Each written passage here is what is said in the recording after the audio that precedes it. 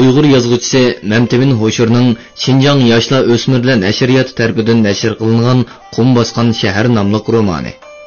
Bu roman Bilqut shirkatida ovozga ilinib, Bilqut to'rida angltildi. 9-bob. Beg'amlar shahrida jang. Shundoq bir qo'shinning bostirib kelayotganligi to'g'risidagi xabar Beg'amlar shahriga olli-burun yetib bo'lgan edi.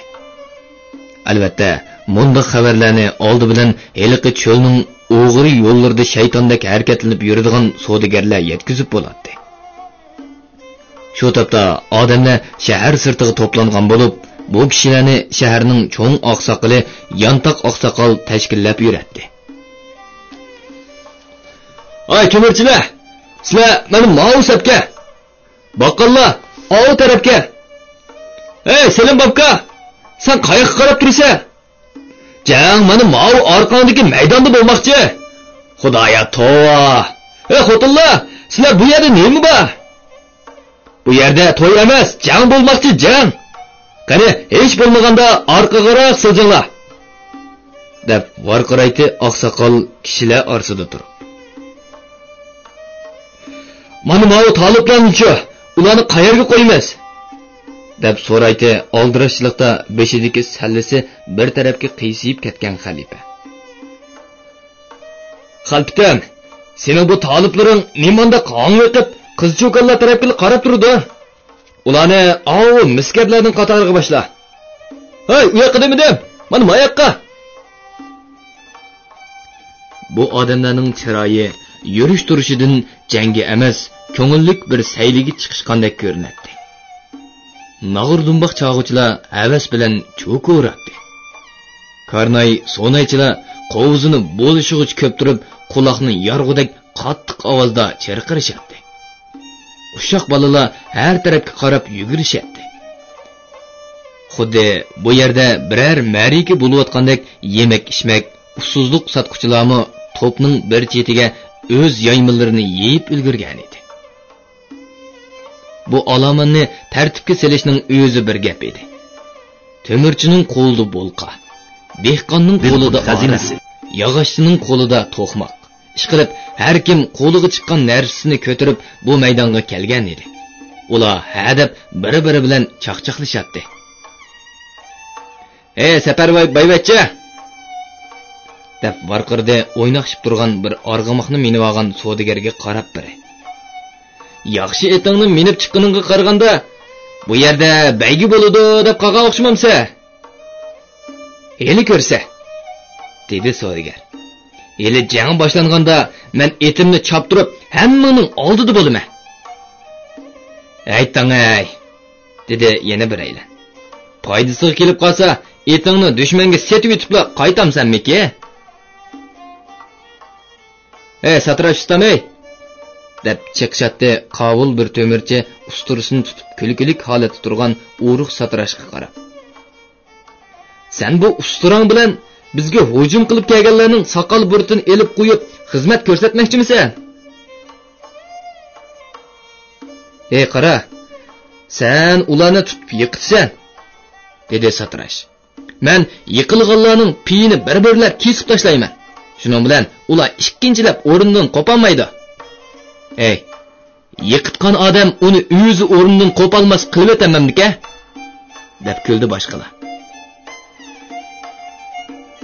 "Onunga qaraganda kaplug'uchung yaxshiroq edi", dedi satrashga yana bir aylan. "Kaplug'uchung bilan har qanday dushmanning quloq tuyiga aplab turib, birni soldigan bo'lsang, tik tushmisan mana men."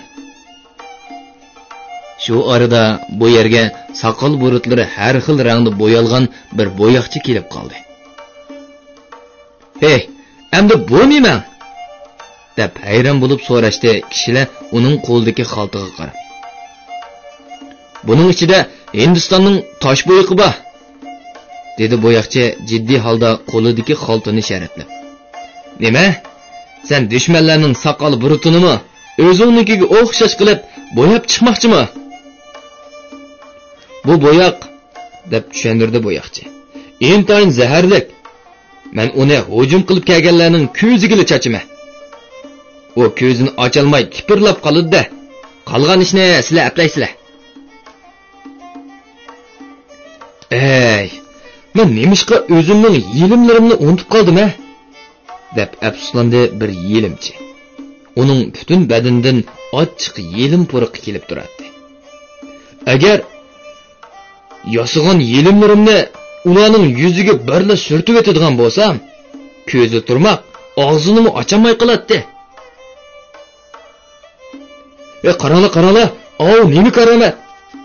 deb varqirdi tovuz tildigan yo'g'on qing'irqini ko'tarib olgan baqqol. Kishilar u ko'rsatgan tarafga qarashdi. U yerda bir mo'zdoz ombur bo'lqinlarini ikki qo'lda tutib, yog'och qiliplarini bo'yniga esib chiqib kelyotdi. Mo'zdozning bu g'alati siyoqiga qarab hamma qetib kulishdi. "Ey mo'zdoz, sen hamma jabduqlaringni bo'yningga esib, do'koningni ko'chirib chiqdingmi nima?" Yantoq oqsoqol kishilar to'pi ichidan Jahonkezdi supurgini tasti izlab topdi-da, uni bir chetga tortdi. "Hurmatli supurga, sen Jahonkezga ko'pni ko'rgan odamsan. Anglasam, lashkarlar yaqin orig'i yetib kelib, chedir tikib to'xtabdi. Sen shahar xalqi uchun elchi bo'lib berib, ularning ota-onasi bilan ko'rishib, zodi nima g'araz bilan kelganligini uqib boqsan", dedi. Supurga so'r eshigini minib, kishilar to'pidan ayrilib, lashkarlar tarafga qarab mangdi. Orqadan xaloyiqning kulki ovozi anglandi. "Hay ko'pchilik, qaranglar! Bizning supurga yana safarga chiqdimi qanda?" "Oy, ey supurga, orqangga qayt. Hozir Jahonkezga vaqt emas." Qaranglar, bizning supurga birinchi bo'lib hujumga o'tgan o'xshaydi-mi? Supurga chorlig'uchi lashkarlar bilan uchrashgan edi. Lashkarlar uni qo'shin bargoh tikkan o'ringa boshlab keldi. Bu yerda choq sungan harg'ular, egar jabduq, yirtilgan to'qimlar chechilib yotadi. Chedirlar atrofiga qozon esilgan bo'lib, u yerda oshpazlar oldirash harakatlanmoqda edi. Charchigan otlar ig'ir pushuldaydi. Lashkarlar chedirlarning soyisiga o'zini tashlab o'gidaydi. Supurgini lashkarlar shalong soqol lashkar beshi o'ltirgan chedirning oldiga akilib to'xtatdi. Chedir oldida turgan qorovullar supurgining yollarini oqtirib, uningda odam o'ltiradigan biror qurolning yo'qligiga ishongandan keyin uning chedir ichiga kirishiga ruxsat qildi. Chedirning to'rida yonboshlab yotgan shalong soqol beshini ko'tarib supurgiga qaradi. Ustiga ko'nirg'on yaktak, putiga yenik kashki, belini poti bilan mahkam bog'lab olgan supurga qaramoqqa shu zamonning qandoqdir bir darvish yoki sehrgarlariga o'xshab ketadi. "Nima odamsan?" deb so'radi shalong soqol. "Beg'amlar shahrining elchisiman", dedi supurga. "Elchi?" Shalong soqol ro'sinib o'tirdi. "Elchi bo'lsang, mana bu yerda o'tir." Supurga oldida turgan bu odamning chiroyini nadadir bir yerda ko'rgandek qilganligini esiga oldi. "Hurmatli lashkar boshlig'i", dedi supurga shalong soqol ko'rsatgan o'ringa kelib joylashib o'tirib. "Xato tunimigan bo'lsam, ikkimiz ilgari bir yerda uchrashgan-ku deyman." "Qachon? Qayerda?" deb hayron bo'ldi shalong soqol. "Sen bir chog'larda bizning shahrimizda mehmon bo'lgan. Bir qancha odamlaring bilan meni varqirab to'xtatib olib, qandoqdir bir bola ko'tirgan ayol, bovoq, shahzoda to'g'risida savollarni so'rgan emasmidi?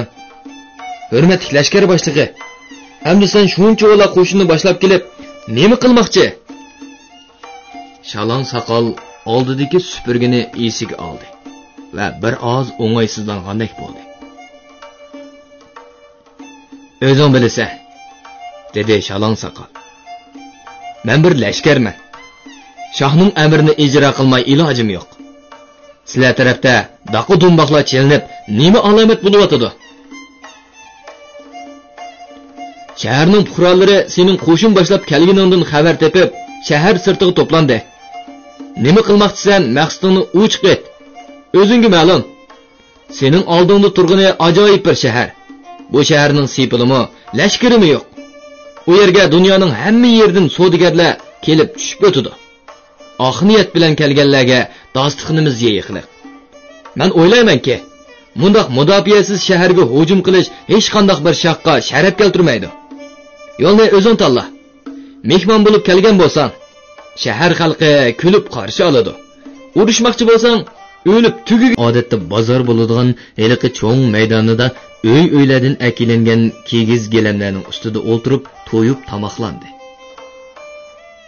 Shalon soqol yo'l bo'yi o'z lashkarlariga beg'amlar shahardagi chechilib turgan boyliq.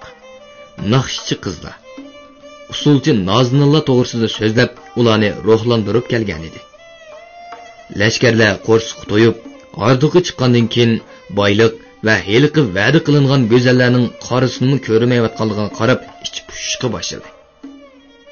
Kun o'tirib, borgan siri qorong'u tushmoqda edi. Har bir lashkarning kollasida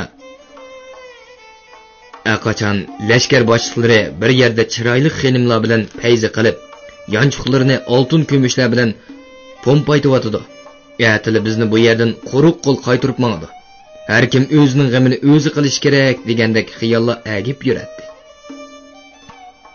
Uzoq mezgil xotin yuzi ko'rmagan bu lashkarlarni ayollar bilan yiqilishga bo'lgan taqozolik hammadan bakarak beoram qilmoqda edi. Lashkarlarning ichidagi martabasi sal cho'ngroq ikkisi biri-biri bilan asta pichirlashib, ko'z qisishdi-da, atrof qorong'ilashishi bilan asta o'rinlardan turib, tor ko'chalarning biriga kirib, ko'zdan g'oyib bo'lishdi. Bu ikki lashkarning o'ruq kelgan biri peshayvonlik bir ho'yliga tavakkul qilib kirdi. Peshayvon ustidagi yosidoq uylarning birida chiroq yorib turardi. Uy ichida 3 ayol paranglashib o'tirardi. Ayollar lashkarni izzat bilan to'rga o'tkazib, ostiga ko'rib soldi. Sharob chilim keltirdi. O'ruq lashkar sharobni yetarlik ichib, chilim tortdi. Chilimning sayxonasidan ko'tarilgan yop-yeshil is tomlardagi gelamlar va uyning gullik to'rislarida qo'yuq bulut hosil qilib agiydi. Lashkar xumarlashgan ko'zlarini bir-biridan chiroyli bu xotinlardan uzalmaydi. Ayollarning biri soz chalmoqda, yana biri to'lg'inib usul o'ynamoqda edi. Uchinchisi chilim raslab sharob qo'yib uni kutmoqda edi. Lashkar o'rnidan turib, xotinlar bilan ko'ngil etishni shuncha xohlaydi. Nemishqadir borgan sira ig'irlashib, yerga choplashib ketayotgandek bo'lib, o'rnidan tura olmaydi. Lashkarning ko'z oldiga yeshil yupurmoqlar, kechini bezab turgan yulduz, bulutlar orasidan g'uvo ko'rinib turgan oy, to'piliq yo'llarga tushgan daraxt ko'langillari keladi. U o'zining bu yot shaharga nima maqsadda kelib qolganligini esiga ololmadi. Bara-bara ko'z oldidagi hamma nima xiralashmoqda edi. Oxirda u bu dunyoni tashlab qandoqdir bir g'oyiviy olam, xiyoliy tuyg'uning ilkiga o'tib ketayotgandek bo'ldi-da, ko'zlari yumildi. Ayollar bu lashkarni zaharlab qo'yishgan edi. Lashkarlarning ikkinchisi semizlikdan tiqilib, qo'rsaqlik kupkili o'xshab qolgan odam edi. U o'zi hosirab, umidab usib kirgan o'ydimi o'ruq birodarlardek qizg'in kutib olindi. Bu uyda ikki sohib Jamol cho'kan bo'lib, ular savdo ishi bilan yiroqqa ketib qolgan savdogarlarning xotinlari edi. İçi pushib o'tirgan xotinlar lashkarni obdan mehmon qildi. Mas bo'lib, ko'zlari xumirlashgan lashkar xotinlarga billi ko'ngil etish talabini qo'ydi. "Ixtiyoran", dedi xonimlar. "Sen mehmon. Sohibxonning vazifasi mehmonni xo'shal qilib, ko'nglini elish. Ammo bir shartimiz bor. Avval biz bilan chelish qilishsan. Qaysimizni yiqitib olsang, shuning bilan ko'nglingni xo'sh qilsang bo'ladi." Lashkarning semiz badani chelishishga ancha qo'lishib ketmaydi. Lekin u ayollar bilan chelishish qanchalik ish edi deb o'yladi-da. Chelishsam chelishay deb o'rnidan davdanshib turdi. "Qalich, kamarlarini yeshib qo'yib uyning o'ttirsiga keldi. Uning bilan chelishishga tushmoqchi bo'lgan xonimmi yeshinib yerim yalang'och holga keldi. Ular bel ilishib bir-birini oldi kayniga ittiratdi. Ayol semiz lashkarning beliga qo'lini yetkazolmay goh uning bo'yni, goh murzidan tutib tortdi. Cho'konning yumshoq ko'kraklari lashkarga urilib, oppoq yo'tillari uningga charmishib qoladi. Lashkar ayolni belidan obdan qamollab tutib olgan bo'lsa-mu, har qancha qilib uni yerdan ko'tara olmadi. Sen futbolingga tosh esib oldingmi yoki biror afsun o'qotansa? deydi lashkar hozir. Ayollar qaqoqlab kulib uni masxir qilishadi. Oxiri lashkar ayolning ustiga o'zini tashlab, ig'irligi bilan uni besib oldi. Shu chog'da ikkinchi ayol lashkarning tashlanib turgan qilichini g'ilobdan sug'urib oldi-da, bir urish bilan uning beshini kesib tushirdi. Elqi ikki lashkarning bir ketganicha qaytib kelmaganligini ko'rgan boshqa lashkarlarning toqati toq bo'lishga boshladi. Oxiri ular bir-birlab shahar ko'chalariga kirib tarqilib ketishdi. Qilichlarini yalang'ochlab, oldiga uchirgan uylarga bostirib kelib, bulonchilikni boshlab-etdi. Shaharning itlari bas-basda qovib, shaharni cho'qonga to'ldirdi. O'yla-o'yla, ko'chalardan xotinlarning ansiz qiyqoslari ko'tarildi. Shaharning erkaklari endi bu ishning oxiri nima bo'larkan deb lashkarlarni kuzatib turishgan edi. Birinchi uyga kirgan lashkarning beshini to'mirchi bozg'ini bilan yonjib, uning yuzini ko'rjakning yuzidek yaypoqlik qilib qo'ydi. Ikkinchi uyga kirgani paxtachining paxta otadigan to'qmoqini yeb yiqildi. Shuning bilan shahar ichida chap-chap, ur boshlanib ketdi. Atrofga tarqalib ketgan qo'shin o'zining jangovarligini butunlay yo'qotgan edi. Ular har bir do'qmush, har bir ko'chada voydod selib yiqilishga boshladi. Qaysi bir uylardan ayollar ishtinning beg'ini etishga ulgurmagan lashkarlarni qo'g'lab chiqmoqda edi. Ular aslida ayollarning ovozi chiqqan uylarga oldirab ketgandan ishtinning beg'ini bo'shcha yetib kirib kelishgan edi. Lashkarlarning halokati to'g'risidagi xabar Yantoq oqsoqolning uyiga yetib kelishi bilan lashkar boshliqlarining chiroyida qon qolmadi. Ular oldirganicha qolgan lashkarlarni yig'ib, Yantoq oqsoqolni 3 o'g'li bilan bog'lab, go'ryoga elib qochdi. Anglayotganlar Belqut Tordan anlatılayotgan ovozliq asarlar sahifasi. 10-bob. Badniyatlarga ishq ochma. Az kun o'tmayla shaharning kundalik hayoti asliga keldi. Bu shaharning odamlari haqiqatan shunchalik beg'am ediki, ular o'z ish ovqatlari bilan bo'lib ketib, texi yaqindala bu yerda bo'lgan ma'lumotchilikni, yo'qolib ketgan Yantoq oqsoqolni unutib qolishdi. Shahar maydonlari ilgirkidekla savdo setiq bilan qizib turardi. Har kuni yana bazmichilarning nag'malari o'zilmay davom qiladi. Nag'ma navo ichida usulchilar o'zlarini har tarafga tashlashadi. Hofizlar o'zini unutgan holda tugumas naqshillarini to'g'laydi. Kishini mast qiladigan bu shavqin ichida dushman nima, jang nima, hayot nima, mamot nima, hammasi unutiladi. Beg'amla shahridan qechib chiqqan lashkarlar Yantoq oqsoqolni 3 o'g'li bilan qo'shib, Quyoshdan ulug' shohning poytaxtiga yo'lab kelishdi. Shalon soqol lashkar beshi yetib kelgan kunida o'zini ozroq tuzashtirib o'rdig'i bordi va darhol shohning qabul qilishiga erishdi. Lashkar beshi Beg'amla shahrida bo'lgan ishlarni shohga qaysi tariqada bayon qildi. Shoh uningga nima dedi? Bu tarafi kishilarga qarang'i. Ammo o'rdada xon lashkarlarining nurg'un qurbonlarini berib, Iroqdagi Beg'amla shahri deydigan ajoyib bir shaharni qo'lga kirgizganligi, shahar o'zining atrofidagi keng zamini bilan podshohning tavalligiga o'tganligi, g'alaba nishoni uchun yengilgan shaharning cho'ng oqsoqli poytaxtga yo'lab kelinganligi to'g'risida xabarlar tarqaldi. 2-yili shoh Beg'amla shahriga chiroydan mug'ambir kulkisi ketmaydigan yavash yumshoq hokimdan birni avatdi. yangi hokim birmuncha yasovul va qo'g'dug'uchilarni elib, hech qanday dog'dug'isizla shaharga yetib kelib, shahar chetidagi bir saroyga o'rlashdi. Yana 1-2 kundan keyin u shaharning mo'tavarlarini yig'ib, ularga o'zining podshohlikdan bergan yorlig'ini ko'rsatdi. Bu yorliqqa yana Yantoq oqsoqolning bir parcha xitimi qo'shimcha qilingan edi.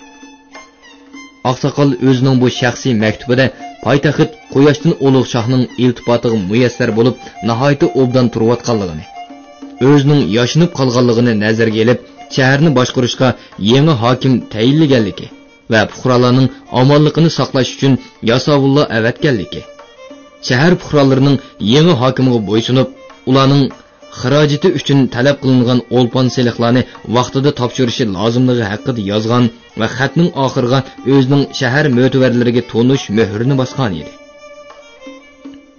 Bu xatga Yantoq oqsoqolning muhri qandoq majburlashlar ostida besilganligi noma'lum edi. Shahar mo'tavarlarining ko'nglidan har xil gumon kechgan bo'lsa-mu, ular Yantoq oqsoqolning hurmati uchun yangi hokim va uning lashkarlarini vaqtliq turgan o'rnidan yo'tkab, shahar ichidagi bir katta qo'rg'onga o'rlashtirdi. Shahar fuqarolari yangi hokim va uning lashkarlariga xuddi bu shaharga har kuni kelib ketib turadigan o'tkinchilar, yoqi yurtlardan kelib panohlanayotgan musofirlarga o'xshashli muomala qiladi. Qiladigan ishi bo'lmaganlikdan lashkarlar har kuni bekorchilikdan bozor orlab, qiziqchilik ko'rib yurishadi. Chunki bu yerda xalqni tartibga chaqirishning, ularni biror ishga tashkillashning zaruriyati yo'q edi. Ular shundoq lashkarsiz, baylarsiz yashab o'ginib ketgan edi. Har kim o'z ishini tepib qilaveradi. Ba'zilar ko'chalarda onda-sonda uchrab turadigan lashkarlarni sharatlab bir-biridan so'rashadi. Ey, buni bekorli lag'aylab yurganlar kimlar o'zi? Vayta, kim deydi aytaver? Cho'ng bir podshohlikning lashkarlarimas. Ular bu yerda nima ish qiladi? Shu aplab-saplab kunini o'tkazib, qo'rsoq boqidi. Tilamchilar bilan o'xshash degina. Tova, umrimda men munda qilich osgan tilamchilarni ko'rmagan ekanman. Har holda ba'zilar bu lashkarlarning o'tgan yili bu yerga kelib shaharni bo'lon-talon qilmoqchi bo'lishgan qora niyatlar bilan bir odam ekanligini bilib qolgan edi.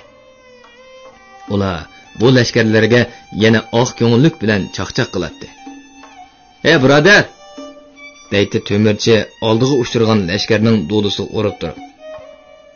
"Sizlarning heli qichoqda kelgan lashkarlaringlarni qandoq boblig'imizni sen bilmaysan qachon?" Ay, o chaqda ajoyib bir qiziqchiliklar bo'lgan edi.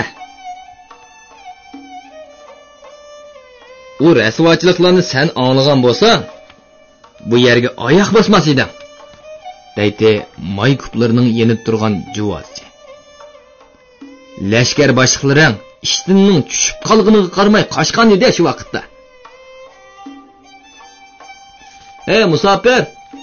deb chaqirdi yana biraylar. "Sening shoyinga nima yetishmay, sen bayqushlarni shuncha yiroq yerlarga avatidi. Aqachon o'z yurtingda balichaqqa, uy makoning bordi aqachon?" Yangi hokimni shahar boylari hurmat yuzasidan pat-pat mehmonga chaqirib, uningga sovg'alarni berib turardi. Bu yangi hokim chiroyidan kulki ketmaydigan, jahonning raptoriga beqib ish ko'rishni biladigan odam edi. O, Beg'amlar shahrining o'z shohiy hukmronligida ekanligini bildirish uchun bu yerda bir amaldor sifatida turib bersil bo'lganligini tushunadi.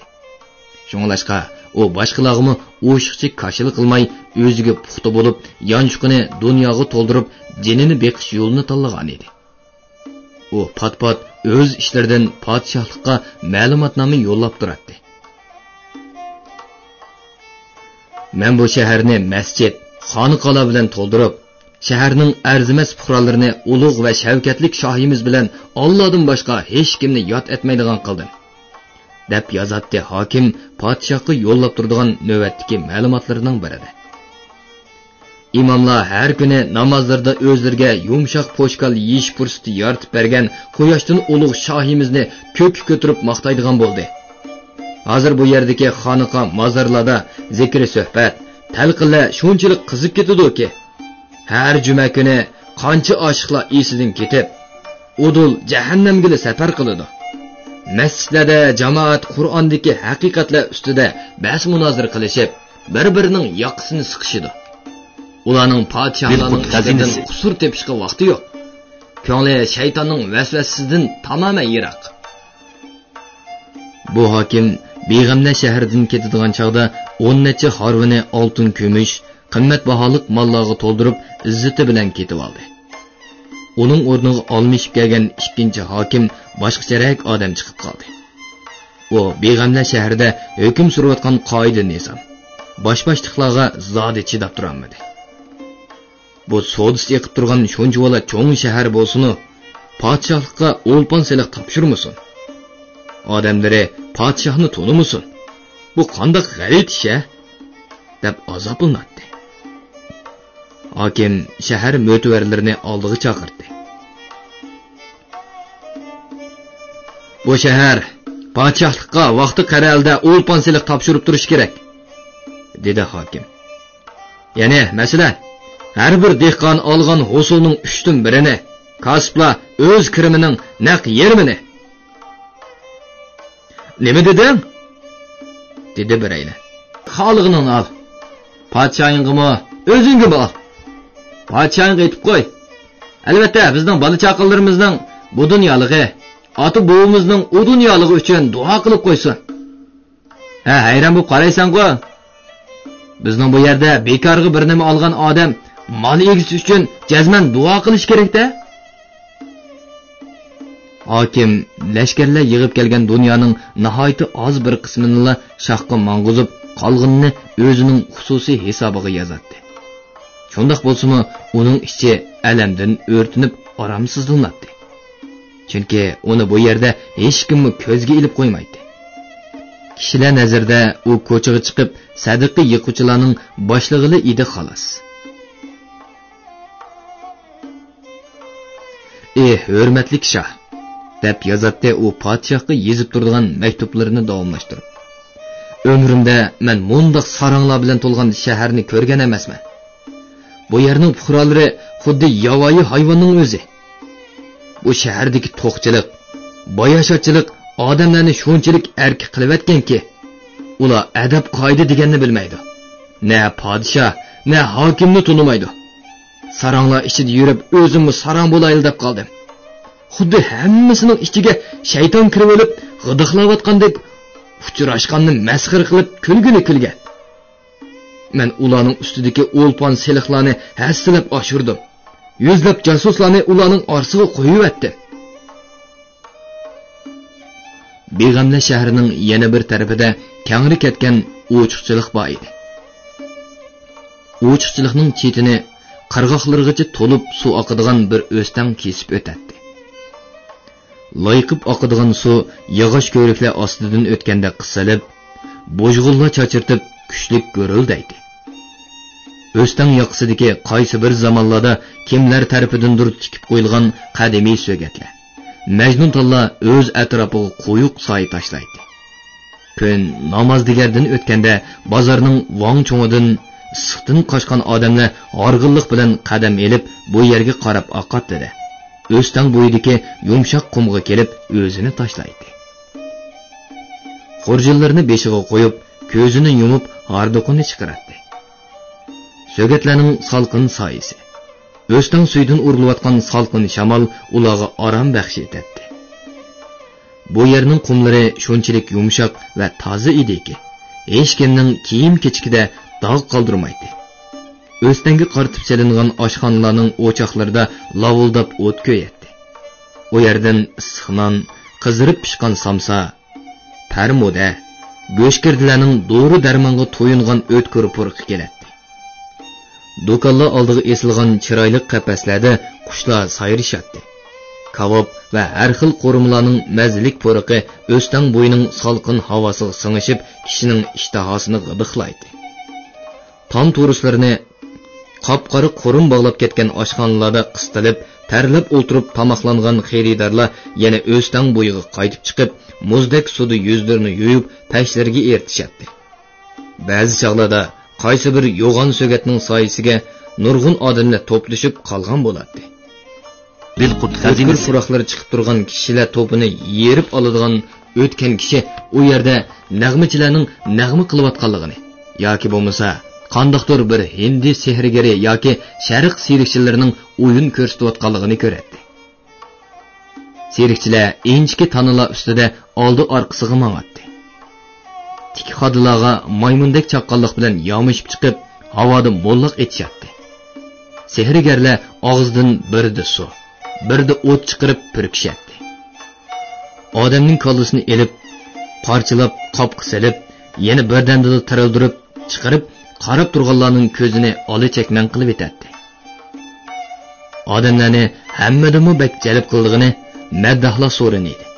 Shu zamonlarda nurg'un o'limalar chiqib, ilm fan haqida ajoyib kitoblarni yozgan bo'lsa, uni o'qib tushunadigan odamlar oz bo'lg'achqa, yanada bu dunyoni afsonaviy tasavvurlar bilan rang berib ko'rsatadigan g'alati rivoyatlar, ajoyib g'aroyib voqealar haqidagi to'qilmalarning bozori eng ittik edi. Qandoqdir Yajuj Majuj, 7 boshliq yalmavuz, 41 xilga o'zgaradigan jodugarlar, sirliq ko'hi qop, jin shayatulloh to'g'risidagi hikoyalari bilan maddahlar kishilarning aqlini o'g'irlab tong qoldiradi. Bilqut şirketida ovozga ilinib, Bilqut to'rida anglatilayotgan Uyg'ur yozuvchisi Mamtemin Hoshurning Shinjang yoshlar o'smirlar nashriyoti tarafidan nashr qilingan Qum bosgan shahar nomli romanini bugun mushargacha anglatdik.